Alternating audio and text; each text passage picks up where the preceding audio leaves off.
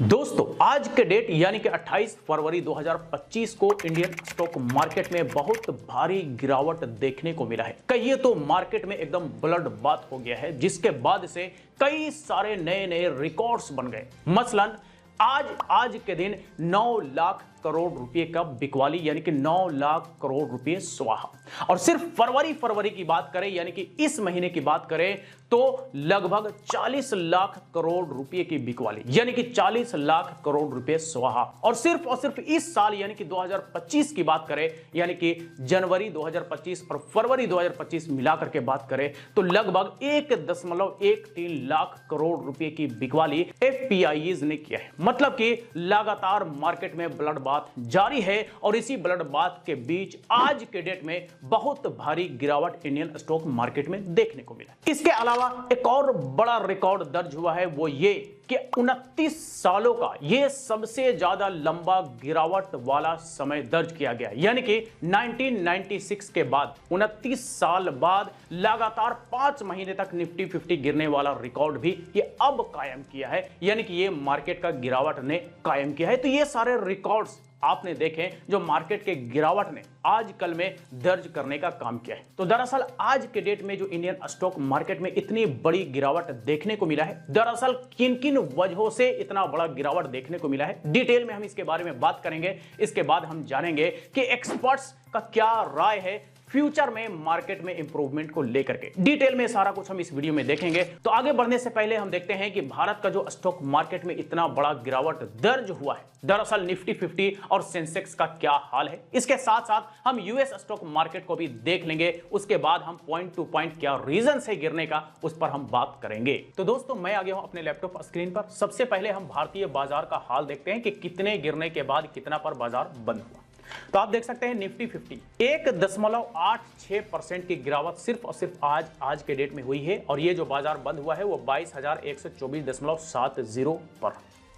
अब देखते हैं सेंसेक्स की बात करें तो इसमें जो गिरावट देखने को मिला है वो 1.90% आज के दिन में यानी कि एक दिन में गिरा है। और ये जो बाजार बंद हुआ है 73,198.10 पर।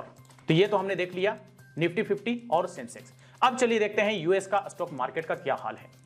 तो यूएस का स्टॉक मार्केट अगर हम देखें तो देख सकते हैं कि 28 फरवरी 2025 के मुताबिक यूएस का स्टॉक मार्केट डॉ जोन्स की बात करें तो 0.40% यहां पे पॉजिटिव रिटर्न है। लेकिन सिर्फ ये काफी नहीं है, आप आगे का आंकड़ा देखिए आपका दिमाग हिल जाएगा। S&P 500 जिस तरह से हमारे यहां पे निफ्टी 50 है उसी तरह से यूएस में S&P 500 चलता है। इसका गिरावट बहुत भारी गिरावट है, -1.28% की। और नैस्डैक की हम अगर बात करें तो इसमें भी भारी गिरावट देखने को मिला है, -2.75% की। और ये दोनों भारी गिरावट की वजह से मेरा जो यूएस का पोर्टफोलियो है उसमें 15% का गिरावट आया है। तो चूंकि मैं एसआईपी करता हूं, मुझे बिल्कुल भी चिंता नहीं है, मुझे यकीन है कि आने वाले समय में वो बढ़िया हमें रिटर्न दे देगा। तो इसलिए मैं फिलहाल इत्मीनान हूं। लेकिन ये गिरावट है तो है और कहीं ना कहीं इसका प्रभाव दुनिया भर में है, जैसे कि हम अभी आगे देखने भी वाले हैं। जी हां दोस्तों, तो ये आपने देखा कि किस तरह से निफ्टी 50 सेंसेक्स धड़ाम से गिरा, अच्छा खासा गिरावट दर्ज किया गया। 22,100 के आसपास आप देख सकते हैं निफ्टी 50 आकर के बंद हो गया। इसी के साथ साथ यूएस स्टॉक मार्केट में भी आपने देखा कि कितनी भारी गिरावट देखने को मिला है। और इस गिरावट की कई वजह हैं जिसके बारे में हम आगे बात करेंगे। पूरी वीडियो देखेंगे तो आपको समझ में आ जाएगा। तो अब चलिए बात करते हैं क्या क्या रीजंस रहे जिसकी वजह से यूएस स्टॉक मार्केट तो गिरा ही गिरा, इंडियन स्टॉक मार्केट भी गिरा और दुनिया भर के स्टॉक मार्केट भी गिरा। मतलब हम तो डूबे ही सनम, सबको ले डूबे, वो वाला हाल यहां पर यूएस ने करने का काम किया है। तो रीजन नंबर 1 है ग्लोबल ट्रेड वॉर। जी हां, जो यूएस के अभी नए नवेले प्रेसिडेंट बने हैं ट्रंप, उन्होंने अलग अलग देशों पर टैरिफ लगाने को लेकर के एक तरह से ट्रेड वॉर छेड़ दिया है। जैसे कि कनाडा और मेक्सिको दोनों पर 25% का टैरिफ लगाने वाला था यूएस। लगाने की आशंका जताई जा रही थी कि 2 अप्रैल से टैरिफ लागू हो जाएगा। लेकिन 2 अप्रैल वाली बात स्वाहा हो गया और अब जो है 4 मार्च से ही यह लागू हो जाएगा कनाडा और मेक्सिको पर। दरअसल इसको लेकर के भी इन्वेस्टर्स में डर। इसी से जुड़ा दूसरी बड़ी वजह है कि चाइना पर अलग से 10% का टैरिफ लगाएगा यूएस। तो दरअसल यह भी एक वजह है जिससे इन्वेस्टर्स डरे हुए। तो हम पैसा लगाए तो लगाए कहां, क्योंकि इस ट्रेड वॉर में हर एक इन्वेस्टर्स का नुकसान होता हुआ दिख रहा है। तो यह है एक बड़ी वजह, वर्ल्ड ट्रेड वॉर जो कि यूएस ने छेड़ रखा है और इसका खामियाजा लगभग हर एक देश भुगत रहा है। उस देश का स्टॉक मार्केट भुगत रहा है और हर एक इन्वेस्टर्स जिसने इन्वेस्टमेंट किया है वो सारे के सारे भुगत रहे हैं। Reason number 2, Asian market down. जी हां, जो यूएस के कई सारे पॉलिसीज हैं, चाहे वो टैरिफ को लेकर के हो या और भी फाइनेंशियल पॉलिसीज हो, जिसका इंपैक्ट कई सारे देशों पर पड़ रहा है और कहीं ना कहीं उससे एशियन कंट्रीज के जो बड़े बड़े स्टॉक मार्केट हैं उसमें भी तगड़ा गिरावट देखने को मिल रहा है। अब इस गिरावट को हम देखते हैं अपने लैपटॉप स्क्रीन पर चल करके कि कौन कौन से एशियन कंट्रीज है जहां का स्टॉक मार्केट धड़ाम सा गिरता हुआ दिख रहा है। तो अब ये देख लीजिए एशियन मार्केट का क्या हाल रहा है। तो ये भी हम 28 फरवरी 2025 के अकॉर्डिंग यहां पे देखने वाले हैं, यानी कि आज के डेट में इन सारे कंट्रीज यानी कि ये जो एशियन कंट्रीज है इनका क्या हाल रहा है, इनके स्टॉक मार्केट का क्या हाल रहा है। सबसे पहले आप निक्की का देख लीजिए, निक्की 225 जो कि जापान का मार्केट है, इसमें भारी गिरावट आया है -2.96% का भारी गिरावट है। आप स्ट्रेट टाइम्स की देख लीजिए, सिंगापुर का मार्केट है, इसमें भी आपको गिरावट देखने को मिलेगा -0.65% का। आप हैंग सेंग का देख लीजिए, यह भी चाइना का मार्केट है और इसमें बहुत भारी गिरावट हुई है -3.39% का। और ताइवान का मार्केट अगर देखेंगे तो इसमें फिलहाल कोई अपडेट नहीं है। आप कोस्पी यानी कि कोरिया का मार्केट देखेंगे, इसमें भी बहुत भारी गिरावट है -3.51% का।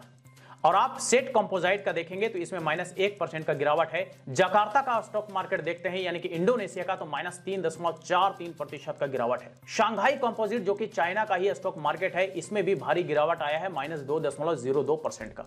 तो मतलब कि एशिया का जितने भी बड़े बड़े स्टॉक मार्केट है उसमें भी भारी गिरावट देखने को मिला है 28 तारीख के डेट में, यानी कि आज के डेट में।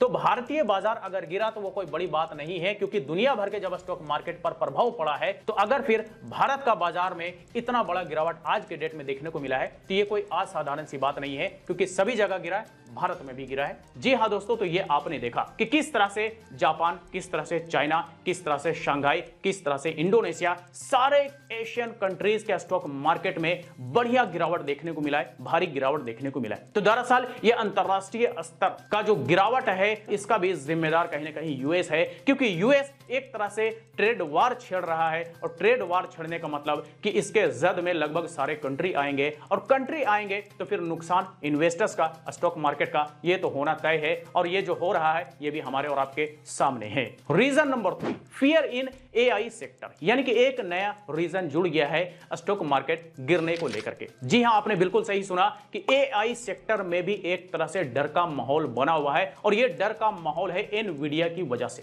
एनवीडिया एक टेक कंपनी है जो एआई यानी कि आर्टिफिशियल इंटेलिजेंस के लिए माइक्रोचिप बनाती है और उस चिप बनाने वाली कंपनी का इस क्वार्टर का परफॉर्मेंस बड़ा ही खराब रहा है और इस खराब परफॉर्मेंस के बाद एनवीडिया के शेयर्स में रातों रात 8.5% की गिरावट दर्ज किया गया। जी हां, और इसका प्रभाव भी यूएस स्टॉक मार्केट पर बुरी तरह पड़ा है, साथ ही साथ ग्लोबल मार्केट पर भी इसका प्रभाव बुरी तरह पड़ा है। Reason number 4, US economical crisis. जी हां, कुछ एक्सपर्ट्स का ऐसा मानना है कि यूएस में इकोनॉमिकल क्राइसिस आने वाला है, क्योंकि इस वीक का जो कुछ डेटा आए हैं, चाहे वो इन्फ्लेशन को लेकर के हो, चाहे वो अनएम्प्लॉयमेंट को लेकर के हो, वहां के डेटा में बढ़ोतरी देखने को मिला है, चाहे महंगाई चाहे बेरोजगारी हो। तो कहीं ना कहीं लोग इसको लेकर के भी डरे हुए हैं और इसी बीच ट्रंप का ये जो टैरिफ वार है, ट्रंप का ये जो ट्रेड वार है, इससे भी लोग डरे हुए हैं, सहमे हुए हैं। तो मिला जुला करके ये जो यूएस में इकोनॉमिकल क्राइसिस है,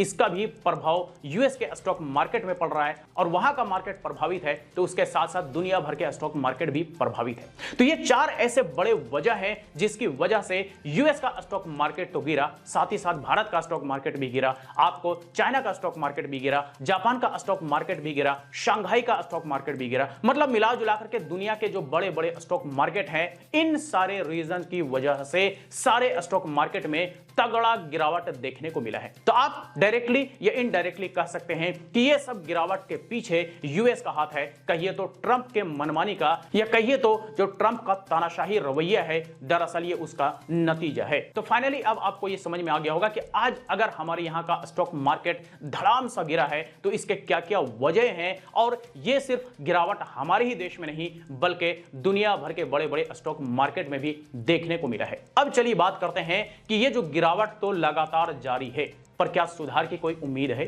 तो देखिए, एक्सपर्ट्स का ऐसा मानना है कि मार्च के मिड या मार्च के लास्ट तक मार्केट में कुछ सुधार की गुंजाइश दिख रहा है। वो इसलिए क्योंकि इन्वेस्टर्स ने, एफपीआईज ने जिस तेजी से भारतीय स्टॉक मार्केट से पैसा निकाला, दरअसल जो सोच करके निकाला वो उनके ऊपर उल्टा पड़ता दिख रहा है। वो यूएस स्टॉक में भी पैसा नहीं लगा सकते, चाइना की तरफ भी पैसा कुछ लगा चुके हैं और कुछ लगाने को सोच विचार कर रहे थे, लेकिन अब चूंकि इतना मार्केट तेजी से गिरा है तो इस बीच अब उनका मन बदल सकता है और बदलने की वजह से वो फिर से भारतीय बाजार में वापिस आ सकते हैं। तो भारतीय बाजार में अगर एफपीआई फिर से इन्वेस्टमेंट करना शुरू करते हैं तो भारतीय बाजार का जो स्थिति है उसमें सुधार देखने को मिल सकता है, और कहीं ना कहीं ये उम्मीद लगाया जा सकता है कि मार्च के मिड या मार्च के लास्ट तक एफपीआईज फिर से वापस भारतीय बाजार में पैसे लगाना शुरू कर सकता है, ऐसा एक्सपर्ट्स का मानना है। तो सिर्फ और सिर्फ ये अनुमान है, क्या कुछ होगा ये तो आने वाला समय बताएगा, क्योंकि बड़े बड़े एक्सपर्ट्स पिछले 4 महीनों से लगातार फेल होते दिख रहे हैं। पिछले 4 महीनों से लगातार